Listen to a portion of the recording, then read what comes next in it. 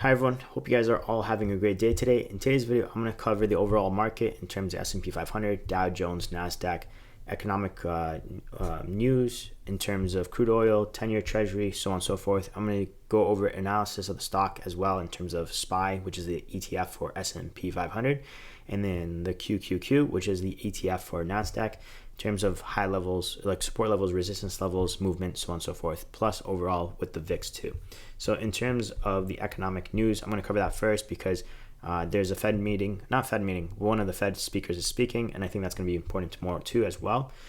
So we pretty much went down today for the most part. This is April 15th, 2024. So I'm going to be covering essentially for April 16th, 2024. And at the same time, the trajectory I give, it gives it out for like essentially a week and a little bit of long term as well in terms of like a couple months. But for the most part, it's predominantly for tomorrow. Essentially for today, we had the Empire State Manufacturing Survey. Previously, it was negative 20.9%, expecting negative 10%, came in at negative 14.3%. U.S. retail sales was previously 0.9, expecting 0.3, came in at 0.7, and then retail sales minus autos 0.6 previously, 0.5 expecting, 1.1 this time around. Business inventories 0% previously, 0.4 expecting, and then 0.4% this time around. Now in terms of tomorrow, so Tuesday, April 16, 2024. So for tomorrow, 8:30 a.m. before the trading bell, there is two things coming out. So housing starts and building permits. For housing starts, 1.52 million previously, and this time around 1.48 million. And then for building permits, 1.52 million previously, 1.51 million this time around. And then at 9 a.m., Fed Vice Chair Philip Jefferson speaks at 9 a.m., so 30 minutes before the trading bell. And at 9:15 a.m., industrial production 0.1% previously, 0.4% expected this time. Capacity utilization 78.3% previously, 78.5% this time around. Now the thing is though, I think in my opinion, like always, by the way, I'm not a professional, so please do your own due diligence and research before buying and selling. I think the markets will be down tomorrow. We have the Fed Chair Jerome Powell speaking tomorrow at 1:15 p.m. So I think if anything, the markets might not spike up. So there's a little bit of a few things. So either they'll bounce up tomorrow because of somewhat being almost at a level of support. So if it bounces up tomorrow, then hypothetically leading up to the meeting, it could like subside a little bit and then go back up. But I think it'll either subside or go down. And then during the meeting, it could probably go lower unless he says something positive that we're going to cut rates, which I don't know if he usually doesn't say anything until the meeting comes to cut rates. So I don't think he'll provide anything specifically in terms of, yes, we're going to be cutting rates, right? He might say we still have potentially one or maybe like two in the future or something like that. We don't know. We're uncertain, but I don't think that will give enough confidence for the market overall. In terms of U.S. Treasury, we're at 4.606%, so still increasing. The significance of it is like if it keeps on raising, hypothetically, more people would not like put their money elsewhere to invest with better, more safer returns, right? Because these are considered safe returns versus in the stock market. But it depends on how you play, right? If you're trading regular stocks, tech stocks tend to jump up higher, faster kind of thing, but they are more riskier. Again, this is more safer. Or if you play options, that is massive returns versus non-option plays, but at the same time, more risk, right? You have to be more risk averse to play those. So it all depends. But hypothetically, the higher the treasuries go, then the stock market tends to have like less money flowing in, hypothetically, right? Crude oil at $85.93 per barrel. And again, the energy cost was one of the biggest factors for the CPI, which is inflation numbers. And if you see it keep rising, that does affect in terms of transportation of goods, which affects hypothetically inflation in terms of calculation as well. And it gets passed down to consumer goods. Now, in terms of the overall market for the SPY, Dow Jones, and Nasdaq, I'll cover them quickly. 5,064 points for the S&P 500, Dow Jones at 37,735 points, and Nasdaq at 17,706 points. In terms of Dow Jones, I'm just going to cover it quickly because that's the quickest one to cover. So we're heading down. Let me see. So like previously I showed, we have all these channels and we hit a resistance level with upward trend resistance line heading down. Now we could bounce off these levels again. Like I stated, all three of them, S&P 500, Dow Jones, Nasdaq, they're all at a level to potentially bounce up, right? The only thing is though, there's tension in the Middle East. Given pretty much everything overall, I think we're going to break these levels, in my opinion. Again, this is just my opinion. So take everything with a grain of salt, and please do your own due diligence and research before buying and selling. So technically for the Dow Jones, it'll be bouncing off the 37,390 points, give or take. So we still have ways to go for a drop, right? So it's not quite there, but at the same time, it's getting close to levels to bounce. Now, in terms of Nasdaq and for Nasdaq and S&P 500, I'm just going to go straight to the SPY and QQQ. But for SPY, which is again, it's an ETF, maybe I could cover, actually, yeah, I'll just go straight to the SPY. If you want me to specifically go S&P 500 and Nasdaq, let me know for future videos. Okay, so now for the SPY, which is an ETF for the S&P 500, if, like I stated before in the past, there's a channel since 2010, and basically not upward trend resistance line, upward trend support level, and we're pretty much in the mid-tier for the most part. Now, if I go to the 3 months, you can see there was a downward trend resistance line that I showed earlier, pretty much kept on staying underneath it. Again, this is the SPY. ETF of the S&P 500, and then there was a support level of $508.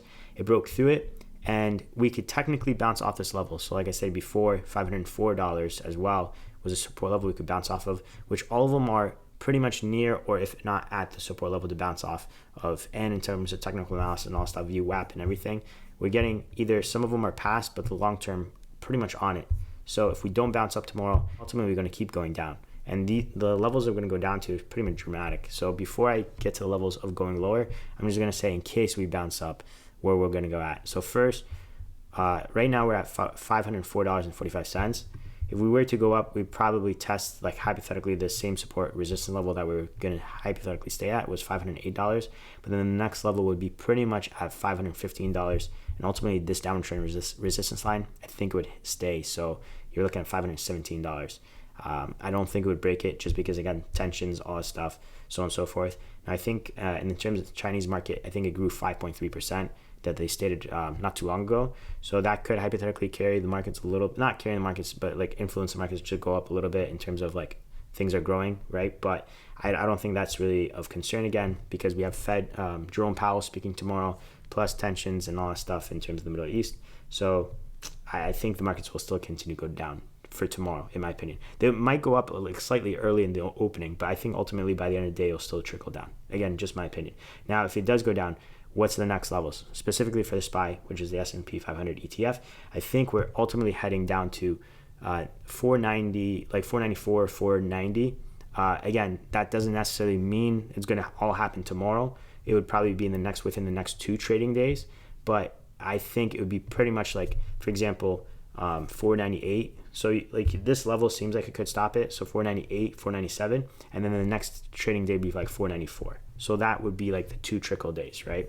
But it all depends on what happens. If things get resolved somewhat, which I don't think they will, because everything seems like to be moving very slowly, then we could probably get a reversal to the upside. We'll still have room for the VIX too as well, because I think ultimately for the VIX, which is a volatility index, we look like we're pretty much going to 23. Let me show this. So right now we're at 19.22, and you can see pretty much for the most part, it stabilizes around 21, 22, 23. So we still got a couple points to go up to for the volatility index, which pretty much usually in the sell-off, it gets pretty volatile. So that's what's going to happen potentially. So in terms of the QQQ, which is Nasdaq ETF, tends to move a lot faster because it's mainly for tech stocks, right?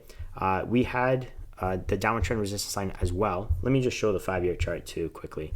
But basically same thing, channel since 2010, upward trend resistance line, upward trend support level underneath, stayed within channel, but then 2020 since 2022. 2020 to 2022 broke through it, but then came back underneath it. And you can see we're underneath it, heading back down hypothetically, right? Which reminds me one thing for the SPY to cover as well.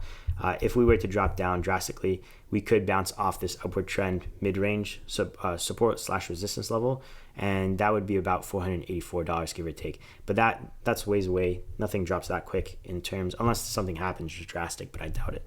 But back to QQQ. So now in terms of QQQ, I think it might be a little bit more drastic for tomorrow, potentially. So right now, it's at the same levels in terms of when I checked like VWAP and all that stuff. It looks like it's going to be breaking this potentially, but it's at a point where it could bounce up. And if it does bounce up, the first levels it would go up to would be essentially, so right now we're at $431.06. Essentially it'd be going up to like 440, give or take. And then maybe ultimately to this downward trend resistance line, which it doesn't seem like it's going to be the case, but if it does, 444. If it goes up, I think it'll be 444 by the second day, not tomorrow specifically. But then in terms of it crashes down and completely like not horrendous tomorrow, but it goes down quite a bit still. We're heading to basically 400, like there was a level before 422. Where was it?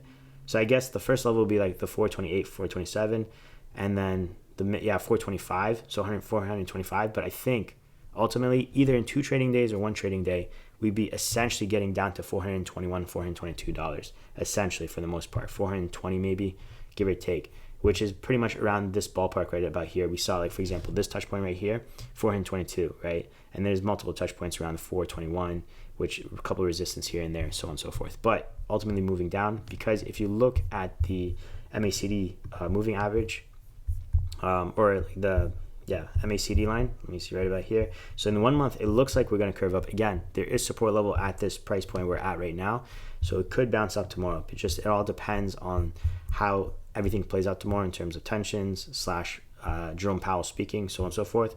But it looks like it's indicating that potentially it could curve up and bounce off, right? Now, if you look at the 1 year and the 5 year though, long-term wise, it looks like we got room to go down. Not room, but like we will be going down in terms of like months from now, right? So from months from now, the movement will be to the downside. But I do want to state, like I've always stated before, just because, for example, we're going into bearish movement, or we are in bearish movement right now, doesn't mean that the markets won't be going up. We see, for example, from 2014 to 2015, even though it was underneath the upward trend resistance line, the markets were ultimately, in terms of price points, were still going up, if that makes sense, right? So it's not hypothetically all doom and gloom. And one thing you got to keep in mind, the one thing I always keep in mind, is in terms of everybody's retirement account, usually they're pretty much getting pumped into the S&P 500 and Nasdaq, if you really think about it. And these are like payments that are going to the 401ks and retirement plans, pretty much either, if not every week or every other week, once a month at least. So if you really think about it, it's just a continuous wheel that's just getting funds pumped in regardless. So ultimately, at the end of the day, it will always go up, which will lead me to another video to make one day, I guess. But yeah, so now in terms of the movement for the SPY as well, I just want to cover it because I didn't cover it earlier. And I guess Dow Jones has the same thing.